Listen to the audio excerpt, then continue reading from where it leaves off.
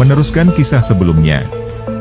Sementara Gagak Bongol menyamar sebagai Jaya Negara serta Gajah Mada berusaha lari dari kejaran pasukan Rakuti. Di dalam kota, Regu Aji Pradabasu Macam Liwung serta Gajah Enggon mulai membuat kegaduhan. Malam yang kacau itu di mana banyak terjadi penjara serta pemerkosaan oleh prajurit Rakuti. Rakuti memerintahkan prajuritnya untuk melakukan penggeledahan di tiap sudut kota Raja Trowulan. Namun tidak sedikit dari upaya penggeledahan itu berubah menjadi suatu pembunuhan, penjarahan, maupun pemerkosaan. Di suatu rumah terlihat pasukan Rakuti sedang mencoba menggeledah guna mencari keberadaan Raja Jaya Negara dan pasukan Bayangkara. Pemilik rumah sangat ketakutan melihat keberingasan pasukan Rakuti. Meskipun berulang kali pemilik rumah berkata bahwa dirinya beserta keluarga tidak mengetahui apapun mengenai pasukan Bayangkara beserta Raja Jaya Negara. Namun pasukan Rakuti tetap memaksa untuk porak-poranda rumah tersebut. Pasukan Rakuti juga melihat seorang gadis yang kemungkinan adalah anak dari pemilik rumah tersebut. Melihat hal itu, pemimpin pasukan itu memerintahkan orang tua pemilik rumah tersebut untuk keluar. Dirinya berkata bahwa akan menginterogasi setiap orang dan dimulai dari gadis jelita tersebut.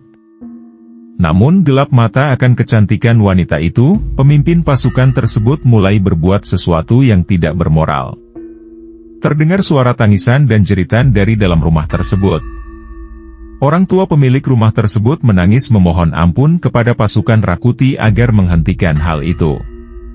Bukan rasa iba yang didapatkan melainkan tamparan keras yang mendarat di wajahnya. Mendengar kegaduhan tersebut, Regu Aji Pradabasu yang sedang berada dekat dari tempat itu, segera menghampiri. Mereka bertiga melihat dengan teliti kondisi yang sangat memprihatinkan tersebut. Tiba-tiba Gajah Enggon keluar dari barisan dan segera menuju pasukan Rakuti tersebut. Dengan belati di tangannya, dirinya langsung beradu laga dengan pasukan Rakuti.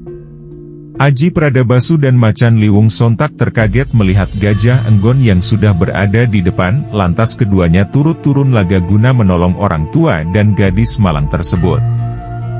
15 pasukan Rakuti dibabat habis hanya oleh 3 ksatria Bayangkara itu. Gajah Enggon juga masuk ke rumah guna menolong gadis malang itu. Dengan gagahnya dia mendobrak pintu lantas menarik paksa pimpinan pasukan itu yang sedang mencoba menyetubuhi gadis malang itu. Lantas tanpa banyak bicara Gajah Enggon mengorok leher pasukan tidak bermoral itu.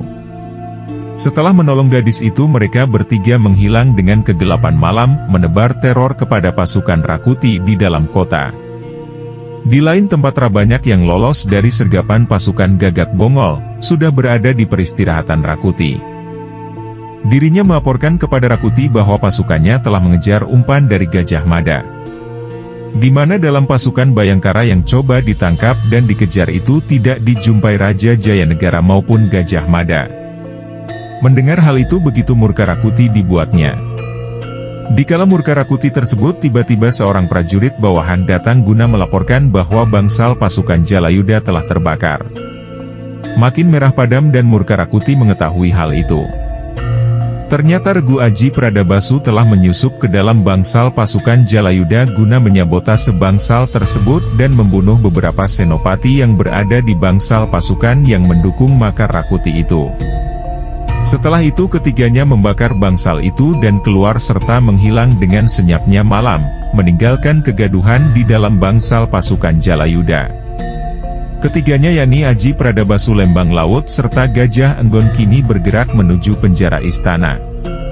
Tujuan mereka guna menemukan Mahapati Arya Tadah yang ditawan Rakuti. Tiba-tiba dalam pergerakan mereka, tangan Macan Liwung terkena panah yang mengarah ke dirinya. Ternyata panah itu berasal dari pasukan Rakuti yang dipimpin Rawadeng.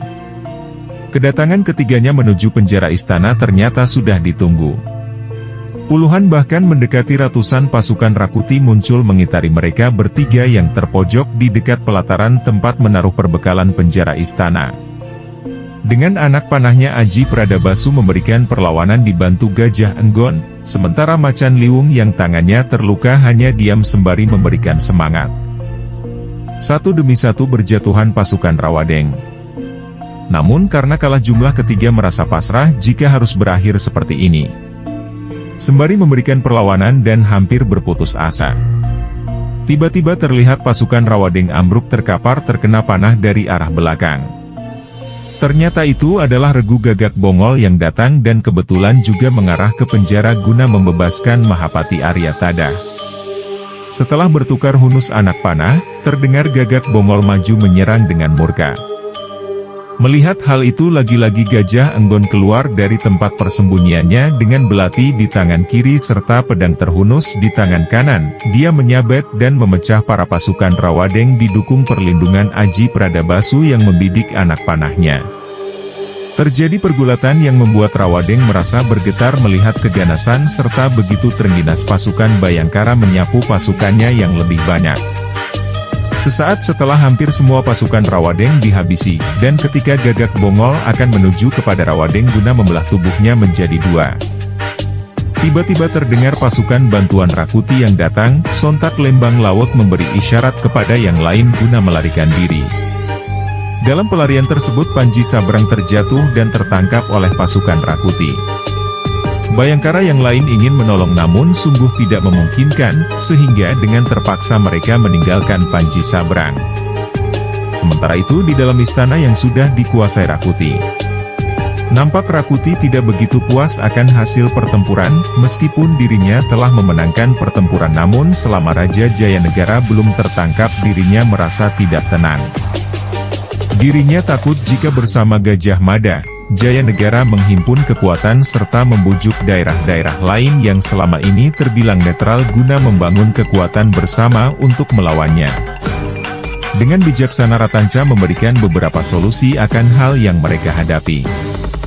Salah satunya Ratanca membujuk Rakuti agar membujuk Mahapati Arya Tadah untuk melantiknya sebagai raja. Mengingat Arya Tadah merupakan tokoh yang dicintai rakyat dan dihormati oleh banyak abdi serta bangsawan negara.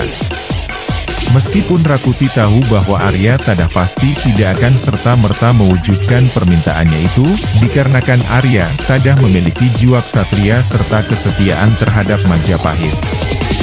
Namun merasa tidak ada lagi jalan, maka Rakuti memerintahkan prajuritnya membawa Arya Tadah yang sedang mendekam di penjara menghadap kepada dirinya.